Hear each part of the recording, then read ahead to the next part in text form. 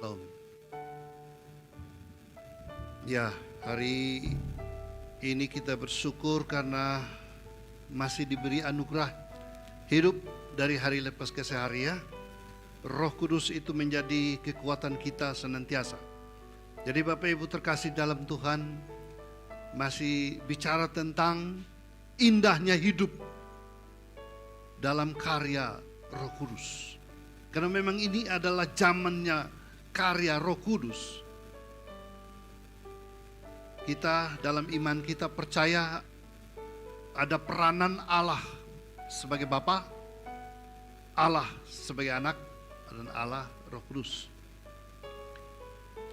Allah itu satu, tapi perannya bagi manusia dalam 3 bentuk itu ya. Sebagai Bapa dia berkarya dari zaman penciptaan sampai zaman Yesus Kristus.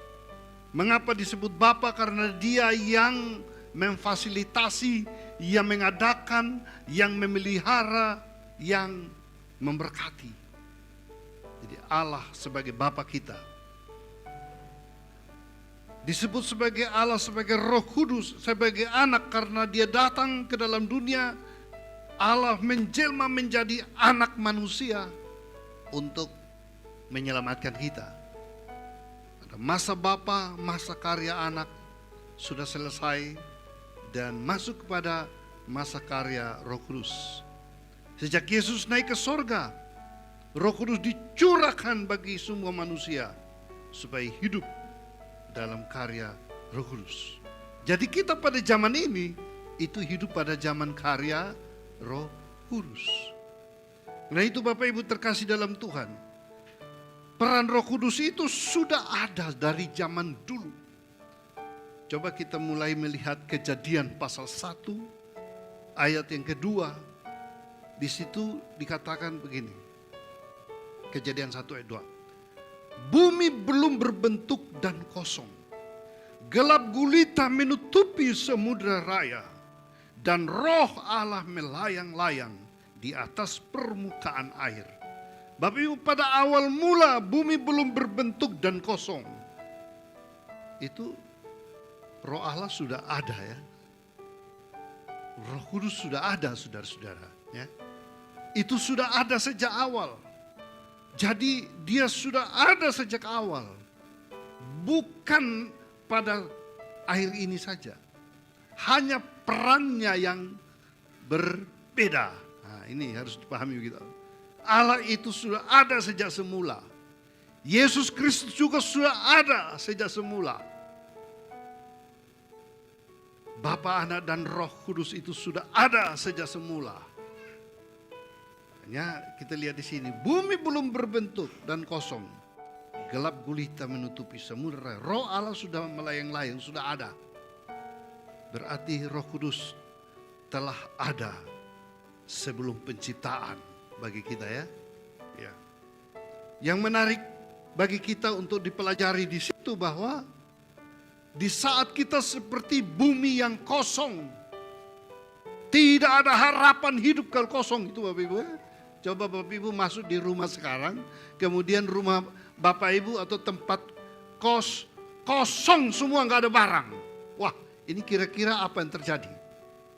Maling masuk dan mencuri, bawa semua kursi, kompor. Nah, mungkin ada yang masak nasi, nasinya juga sudah tidak ada. Ikan gorengnya mungkin bawa lari tikus ya. Tapi semua kosong. Di ruang tamu kosong, di kamar-kamar kosong, sampai dapur-dapur kosong, rumah kosong. Wah, rumah kosong itu kalau masih baru ya menyenangkan. Tapi kalau rumah kosong yang sudah lama ditinggal orang, apa yang terjadi? Bumi dikatakan kosong. Sudah kosong, apa yang terjadi? Gelap.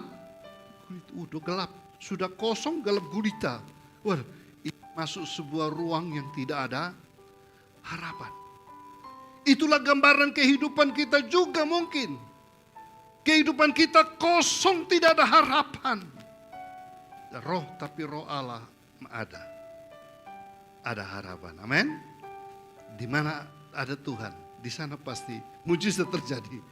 Di mana ada Tuhan dan di sana ada harapan, saudara-saudara. Bumi kosong tapi roh Allah ada. Hidup saudara kosong tapi roh Allah ada. Maka jangan merasa minder, saya ini nggak punya apa-apa. Nah, memang Anda tidak perlu punya apa-apa. Tapi Anda butuh dekat dengan Tuhan dulu. Amin. Ketika dekat dengan Tuhan, nanti Tuhan isi dengan apa-apa. Hidup kita kosong. Kosong ini bukan hanya berkaitan dengan materi. Tapi mungkin nilai-nilai kehidupan kita juga kosong. Kita hampir tidak percaya diri menemukan diri kita. Tidak ada apa-apa yang bisa dibanggakan. Memang kita kosong. Tapi kalau roh Allah ada di dalam diri kita, pasti sesuatu yang akan terjadi. Amin Bapak Ibu. Jadi mari kita menikmati indahnya karya Roh Kudus. Roh Allah bila ada dalam diri manusia, manusia dibuatnya berarti. Kita baca ada satu teks yang menarik di sana dalam kitab Kejadian pasal 6 ayat yang ketiga. Kejadian pasal 6 ini berbicara tentang kejahatan manusia pada zaman Nuh, saudara-saudara. Dan ayat yang ke-6 di sana mengatakan pasal 6 ayat ketiga, firman Tuhan bilang begini, rohku tidak akan selama-lamanya tinggal di dalam manusia. Karena manusia itu adalah daging, tetapi umurnya akan 120 tahun saja. Pada waktu itu orang-orang raksasa ada di bumi.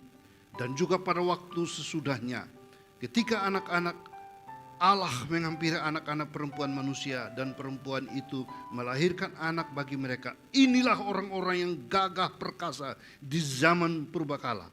Orang-orang yang kenamaan. Ayat 5. Ketika dilihat Tuhan bahwa kejahatan manusia besar di bumi dan bahwa segala kecenderungan hatinya selalu membuahkan kejahatan semata-mata, maka menyesallah Tuhan bahwa ia telah menjadikan manusia di bumi dan hal itu memilukan hatinya. Dan seterusnya rencana Tuhan untuk memusnahkan manusia melalui air bah. Jadi saudara lihatlah bahwa manusia dengan segala kekuatan dan kemegahan dan kehebatannya, tetapi apabila kejahatan dan dosa semakin bertambah-tambah, hal itu memilukan hati Tuhan dan Tuhan menyesal menciptakan manusia yang hebat dalam banyak hal, tetapi dalam hal dosa menyakiti hati Tuhan. Dan itulah sebabnya ayat yang ketiga tadi, berfirmanlah Tuhan, rohku tidak akan selamanya tinggal di dalam manusia. Karena manusia itu adalah daging. Saudara, kalau roh Tuhan tidak ada pada diri kita, apa artinya hidup ini? Hidup saudara dan saya tidak ada gunanya. Kembali kosong dan tidak berbentuk.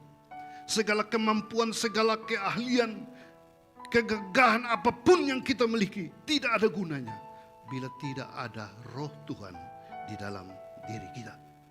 Dan inilah rencana Allah. Untuk di akhir zaman pencurahan Roh Kudus memenuhi semua orang, saudara-saudara. Supaya manusia itu dibuat hidupnya berguna, berarti kembali di hadapan Tuhan. Dan saya membandingkan apa beda dosa, kejahatan pada zaman Nuh dengan di dunia modern sekarang. Apakah manusia zaman sekarang semakin baik? Ya, kalau kita lihat kejahatan semakin juga bertambah-tambah. Manusia lebih cenderung hatinya kepada hal-hal dunia dan tidak ada yang lapar dan haus akan kebenaran. Tidak ada yang mau berdoa, tidak ada yang mau beribadah, tidak ada yang mau mencari Tuhan, tidak ada yang mau melayani Tuhan. Di zaman ini orang sudah tertarik kepada dunia-dunia modern ini. Lebih menggiurkan, lebih memuaskan, lebih menarik, lebih indah. Dan hati manusia cenderung semata-mata bukan lagi kepada perkara-perkara rohani. Dan saudara-saudara, kondisi semacam inilah yang memilukan hati Tuhan. Jadi Kita bersyukur kalau kita ini masih punya hati untuk cinta Tuhan. Amin. Sampai ada nyanyian kita, ku mau cinta Yesus selamanya. Ku mau cinta Yesus selamanya. Meskipun badai silih berganti dalam hidupku, ku tetap cinta Dia selamanya. Amin Bapak Ibu. Apa yang kita dapatkan sebenarnya dalam mencari Tuhan? Ada orang yang mengejek kita kan? Sampean niku doa terus ya, keadaan ekonominya gitu terus saja. Podoai sampai mati pun Anda sedemikian. Jadi seolah-olah cari Tuhan itu tidak ada gunanya gitu kan? Jadi itu penghakiman dunia bagi kita. Tapi di dalam Tuhan kita bukan hanya diukur dari nilai uang, diukur dari nilai materi, diukur dari nilai-nilai dunia ini. Yang istimewa yang penting adalah tidak memilukan hati Tuhan. Amin. Nilai iman itu lebih berharga daripada apapun juga di dalam dunia ini, saudara-saudara. Apabila Tuhan datang pada kali yang kedua, apakah Dia masih jumpai iman di dunia ini? Jangan-jangan seperti pada zaman Nuh ini, saudara-saudara. Tuhan melihat ke bumi, melihat orang-orang raksasa di bumi, orang-orang kuat, orang-orang hebat, luar biasa. Tetapi semuanya memilukan hati Tuhan. Karena itu Tuhan ingin menempatkan rohnya di dalam diri kita. Walaupun kita ini hanyalah manusia daging, tapi kalau roh Allah diam di dalam diri kita, wah itu indah sekali Bapak Ibu. Indah sekali. Kita tahu kita memang manusia daging, tapi Tuhan berkenan menyatakan rohnya tinggal di dalam diri kita, supaya hidup kita berguna di hadapan Allah. Jadi saudara-saudara, pertanyaannya, mengapa kita harus selalu hidup dalam karya Roh Kudus? Ada bagian teks Alkitab yang lain mengatakan, hendaklah kamu selalu penuh dengan roh. Selalu penuh dengan roh. Apa artinya? Kehadiran Tuhan itu selalu ada di dalam hidup kita. Nah, kita lihat ada beberapa alasan mengapa kita harus selalu hidup dalam pimpinan roh ini, saudara. Yang pertama,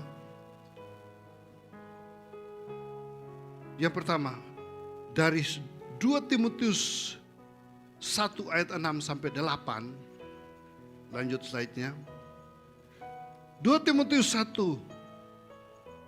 ayat 6 sampai 8 mengatakan begini. Karena itulah kuperingatkan engkau untuk mengorbankan karunia Allah yang ada padamu oleh penumpangan tangan atasmu.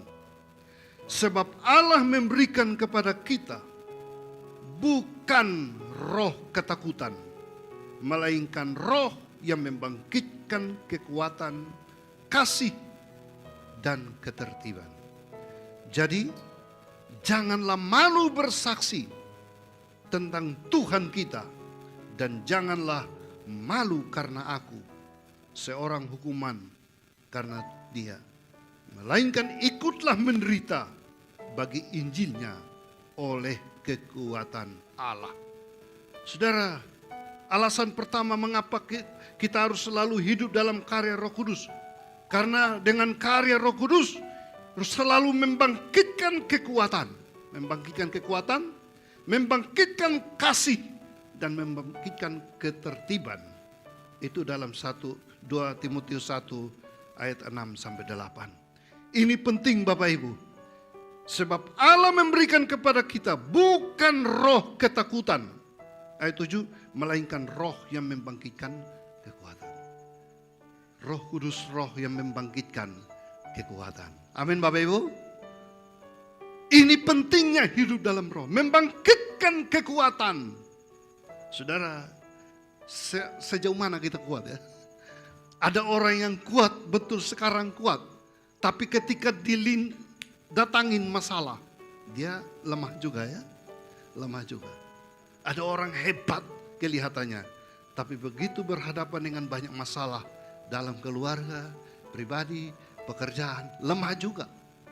Karena itu dengan kehadiran Roh Kudus, kita di situ roh yang membangkitkan kekuatan, membangkitkan kasih, membangkitkan ketertiban hidup. Wah, ini penting dan itu dapat di mana? Hanya kalau kita beri kesempatan kepada kuasa Roh Kudus. Mari Bapak Ibu, beri kesempatan untuk Roh Kudus hadir dalam diri kita. Setiap hari, setiap saat. Supaya kita diberi kekuatan oleh Tuhan. Kalau tidak, di dalam dunia kita pasti lemah ya. Di dalam dunia masalah selalu ada. Kapan ini masalah selesai? Tunggu kalau sudah tidak bernapas lagi saudara. Saya pernah hadapi masalah yang baru sampai saya katakan Tuhan, aduh Tuhan ambil aja saya juga deh, saya sudah tidak kuat ini Tuhan. Sebagai manusia loh, kita merasa tidak kuat. Karena itu inilah rencana Tuhan bagi setiap kita. Rohnya dicurahkan dan diam di dalam kita. Supaya kita dapatkan kekuatan baru di dalam Tuhan. Ya, alasan yang kedua. Mengapa kita harus hidup dalam pimpinan rohnya. 1 Yohanes 4. Ayat 4 sampai dengan 5 saudara-saudara. Wah ini indah sekali. Bahwa kalau kita berhadapan dengan banyak masalah di dunia, pengajaran-pengajaran sesat sekalipun, antikristus sekalipun tantangan, ada kekuatan di dalam Tuhan. Roh Kudus yang diam di dalam kita lebih besar daripada roh yang ada dalam dunia. Kita baca ini. 1 Yohanes 4 ayat 4 dan 5. Kamu berasal dari Allah, anak-anakku, dan kamu telah mengalahkan nabi-nabi palsu itu. Sebab roh yang ada di dalam kamu lebih besar daripada roh yang ada di dalam dunia. Mereka berasal dari dunia. Sebab itu mereka berbicara tentang hal-hal duniawi dan dunia mendengarkan mereka. Ingat prinsip ini, roh yang ada di dalam diri kita lebih besar dari roh yang ada di dalam dunia. Dalam dunia ini mau roh apa saja ya Bapak Ibu, mau roh setan sekalipun. Makanya saya tidak pernah takut setan saudara-saudara. Nah di Siolangkerto saya tinggal 38 tahun itu, setan awal-awal ada, sudah lari. Tapi datang ini mahasiswa-mahasiswa yang masih kemarin ini, katanya ada setan. Mana? Betul Michael? Nah? Kenapa kau takut setan? Setan takut saya. Karena saya nggak tinggal di Siwalan lagi, mereka yang ketakutan sama setan. Berarti iman mereka ini perlu ditingkatkan. Memang setan itu ada, dia cari kayak Michael itu ya. Dia cari model-model Michael yang imannya masih belum stabil, masih mahasiswa tingkat 1. Ini kau dicari setan. Nah, tapi kamu harus berani. Karena roh yang di dalam dirimu lebih besar daripada setan itu. Kenapa takut? Saya pernah bentuk itu mahasiswa bawa 10 orang. Tengah malam ke kuburan Malang sana. Kami kerja makamnya Bu Salmon sampai jam 12 malam. Mau kabur mereka. Saya bilang, yang kabur gagal jadi pendeta. Tidak jadi. Tidak jadi. Wah, kalau Bapak nggak ada, kami sudah kabur. Di mana ada orang di makam sampai jam 12 malam ngapain? Ternyata saya komando mahasiswa semua. Ayo kita kerja makam. Sampai jam 12 malam. Roh yang di dalam diri kita lebih besar daripada roh yang ada dalam dunia. Amin. Setan aja kita sudah takut. Aduh bagaimana? Kalau pendeta aja takut setan, apalagi jemaatnya. Wah lari ke tebiri-biri kita semua. Tidak ada itu. Yesus sudah kalahkan setan. Amin. Roh saudara saja yang sedang tidak kuat. Tapi tidak apa-apa kalau kalian kerasukan roh, saya datang saya usir. Tenang, panggil saya. Pak Salmon siap. Saudara-saudara, bukan hanya roh setan. Dalam dunia ini terlalu banyak roh. Roh macam-macam kan. Ada roh ketakutan, kekhawatiran, kebimbangan, macam-macam roh di dalam dunia kan. Nah, anak-anak Tuhan sekarang berhadapan dengan itu semua. Kita harus jadi pemenang. Amin. Amin. Iya. Karena kalau tidak ada Roh Kudus dalam diri kita yang membangkitkan kekuatan, membangkitkan kasih.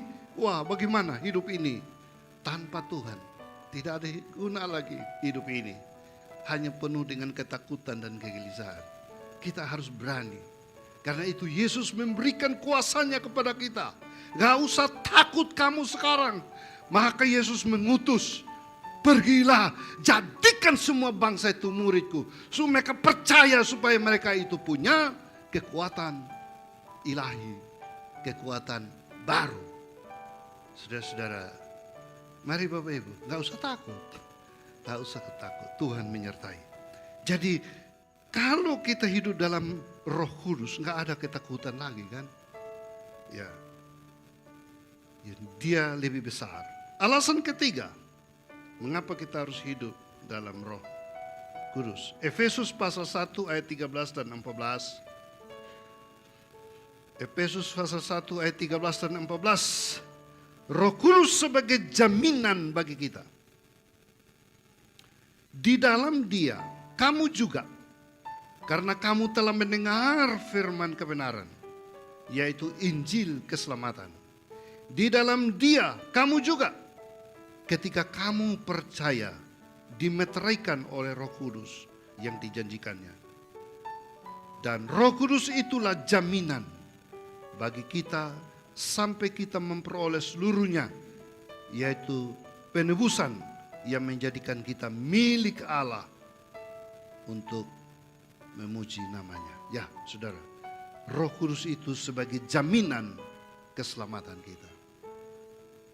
Jadi saudara, sebelum orang diselamatkan, dia harus punya jaminan atau garansi, saudara-saudara. Ya, kita kalau dapat voucher, saya pernah dapat voucher 500.000. Woi, voucher itu kita pergi belanja, tunjukkan itu aja, so boleh pilih apa saja senilai 500.000. Roh Kudus adalah jaminan. Saudara kalau mau gade sesuatu ke bank, perlu jaminan sertifikat. Adalah jaminan kan? Kalau tidak ada jaminan, tidak mungkin dapat pinjaman, gitu kan? Roh Kudus adalah jaminan kita sampai kita akan mendapatkan keselamatan. Karena itu apabila Roh Kudus tidak ada di dalam hidup kita, tidak ada jaminan Anda untuk diselamatkan. Jadi waktu kita mati nanti, kita mau ke sana, ditanya malaikat, Pak Wandi, mana jaminannya? Tidak ada, aku tidak kenal engkau. Waduh, bagaimana ini?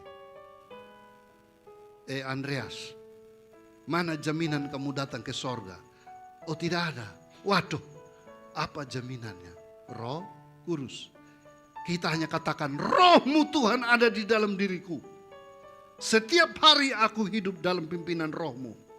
Dan itulah sebabnya di dalam bagian ini, Roh Kudus adalah jaminan bagian kita sampai kita memperoleh seluruhnya. Roh Allah di dalam diri kita. Karena itu saudara-saudara, mari kita hidup setiap hari dipimpin, dihadiri oleh Roh-Nya dalam kehidupan yang indah ini, dalam masalah-masalah apapun. Alasan yang terakhir, kenapa kita harus hidup dalam pimpinan Roh itu, saudara? Di dalam Galatia pasal yang ke-6, ayat yang ke-7 dan ayat yang ke-8, di situ Roh Kudus akan memberi hidup kekal bagi kita. Ayat 7 mengatakan begini, jangan sesat, Allah tidak membiarkan dirinya dipermainkan. Karena apa yang ditabur orang, itu juga yang akan dituainya. Sebab barang siapa menabur dalam dagingnya, ia akan menuai kebinasaan dari dagingnya. Tetapi barang siapa menabur dalam Roh, ia akan menuai hidup yang kekal dari Roh itu. Saudara, tinggal kita sekarang mau hidup selama hidup ini hanya mengikuti maunya diri kita, keinginan daging kita atau mau mengikuti roh? Menabur dalam daging akan binasa. Menabur dalam roh menuai hidup yang kekal. Jadi Bapak Ibu, jangan menunda waktu lagi. Setiap hari kasih kesempatan, Tuhan pimpinlah aku. Setiap masalah terjadi, cepat-cepat berdoa. Tuhan tolong, jangan sampai aku salah ambil keputusan. Setiap hari kita selalu dipenuhi dengan rohnya dalam hidup ini. Ingat di hadapan Tuhan, manusia itu hanya daging saja. Rohku tidak selamanya di dalam dia. Tuhan bisa kecewa dengan perbuatan-perbuatan kehidupan kita. Seperti pada zaman Nuh, orang bebas dalam kebebasan dosa seks, dalam kebebasan dosa-dosa dunia, dalam kebanggaan-kebanggaan dunia ini. Dan tidak ada yang mau mencari Tuhan. Hal itu memilukan hati Tuhan yang sudah menjadikan kita. Tetapi saudara, kalau setiap saat kita mau berdoa, membaca firman Tuhan, mencari Tuhan dalam hidup ini, itulah yang menyenangkan hati Tuhan. Amin saudara. Maka walaupun hidup kita seperti kitab Kejadian tadi, bahwa bumi belum berbentuk dan kosong, ya, tetapi roh Allah melayang-layang di atasnya. Apapun hidup kita, Tuhan pasti bisa tolong. Saya percaya mujizat masih ada, pertolongan Tuhan pasti ada. Dia selalu hadir yang membimbing kita. Dikatakan minggu lalu bahwa Tuhan akan, rohnya akan menjadi penghibur kita, roh penolong bagi kita dalam setiap musim kehidupan kita.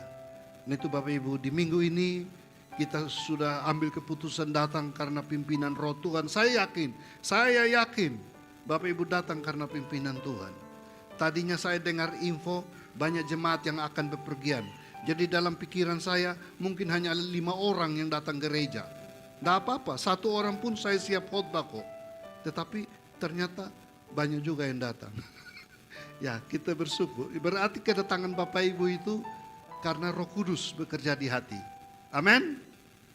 Tidak melihat kepada tubuh daging Bapak Ibu saja, tapi lihat, Tuhan, saya mau bersekutu. Saya mau menyembah Engkau. Karena itu, izinkanlah roh Tuhan itu berkarya dalam hidup ini.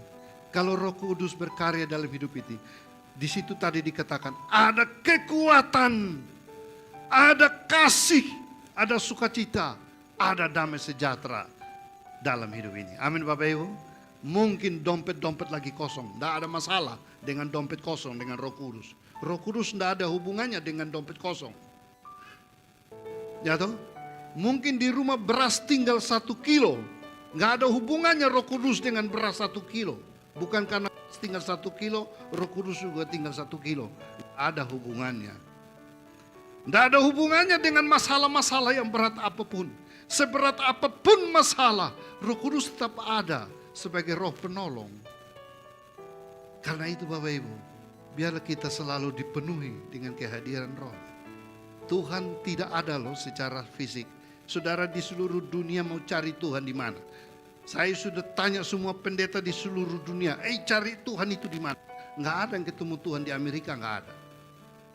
Di Belanda cari Tuhan nggak ada, di Inggris nggak ada, di Australia nggak ada, di Afrika lagi panas begitu orang semua cari Tuhan, nggak ada Tuhan.